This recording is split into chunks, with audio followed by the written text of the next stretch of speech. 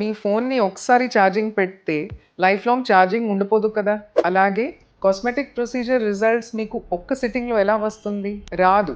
Skin treatment ఏది తీసుకున్నా ఆ రిజల్ట్ మీకు స్లోగా కనపడుతుంది.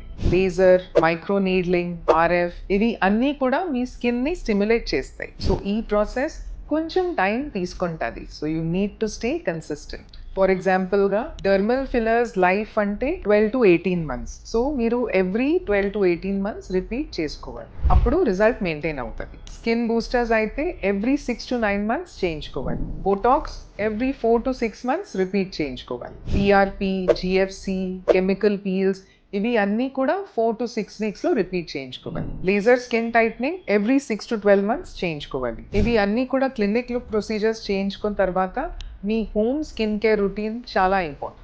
సో కాస్మెటిక్ ప్రొసీజర్ చేయించుకోవడం ఇంపార్టెంట్ కాదు, దానికి రెగ్యులర్గా మెయింటైన్ చేయడం చాలా ఇంపార్టెంట్.